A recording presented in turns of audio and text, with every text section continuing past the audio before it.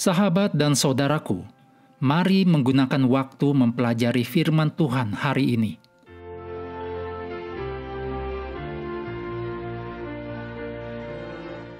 Kamis 11 September, judulnya Syafaat.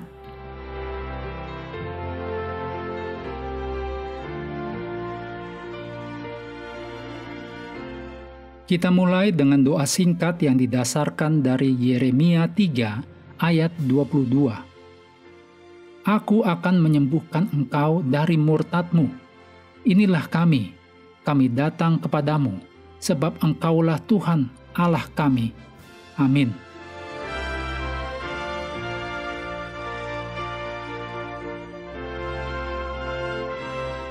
Dalam Keluaran 32 ayat 30 sampai 32, Musa bertindak dalam doa syafaatnya bagi orang-orang berdosa, yaitu bangsanya.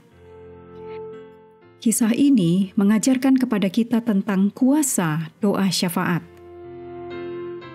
Karena pemberontakan mereka, yaitu bangsa Israel, hal-hal yang mengerikan terjadi di perkemahan Israel, termasuk kematian banyak orang. Keluaran 32 ayat 28. Dalam Keluaran 32 ayat 30 dikatakan, keesokan harinya berkatalah Musa kepada bangsa itu, kamu ini telah berbuat dosa besar, tetapi sekarang aku akan naik menghadap Tuhan. Mungkin aku akan dapat mengadakan pendamaian karena dosamu itu. Lalu kembalilah Musa menghadap Tuhan dan berkata, bangsa ini telah berbuat dosa besar, sebab mereka telah membuat Allah emas bagi mereka. Tetapi sekarang kiranya engkau mengampuni dosa mereka itu. Dan jika tidak, hapuskanlah kiranya namaku dari dalam kitab yang telah kau tulis. Keluaran 32 ayat 31 dan 32. Tidak heran jika Musa dianggap sebagai tipe atau melambangkan Kristus. Karena doa syafaat Musa bagi orang-orang berdosa dan kesediaannya untuk mengorbankan nyawanya sendiri bagi mereka. Musa benar-benar mencerminkan apa yang akan Kristus lakukan bagi kita semua. Sungguh belas kasihan yang patut diteladani bagi para pendurhaka. Musa menunjukkan dedikasinya yang total kepada Tuhan dan kasih pengorbanan Kristus bagi manusia. Kitab Keluaran tidak menyatakan berapa lama Musa tinggal bersama Tuhan di gunung itu, tetapi Kitab Ulangan 9 ayat 18 menyatakan bahwa Musa berada di Sinai selama 40 hari.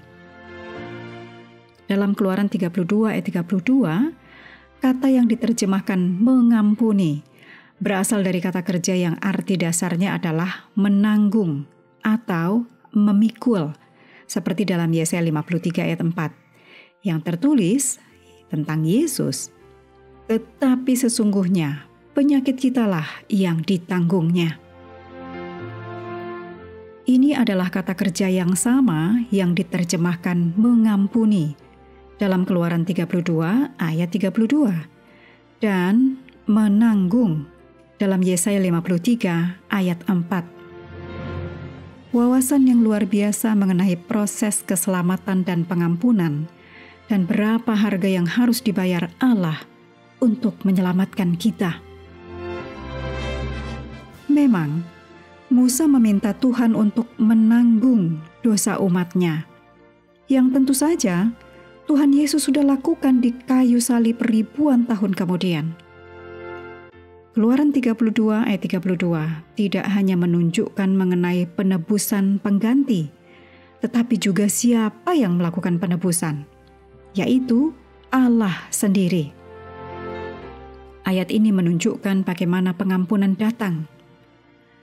Allah di dalam Kristus menanggung dosa-dosa kita.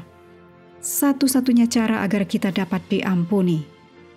Sungguh suatu ungkapan yang kuat tentang rencana keselamatan dan suatu demonstrasi kepada kita dan alam semesta tentang betapa mahalnya harga yang harus dibayar oleh Allah untuk menyelamatkan kita. Musa meminta Tuhan sendiri untuk menanggung dosa-dosa umat. Dan pada akhirnya, di dalam Yesus, Tuhan melakukan hal itu. Kita harus memahami kebenaran yang luar biasa ini, yang mengatakan kepada kita tentang kasih Allah kepada manusia yang telah jatuh ke dalam dosa.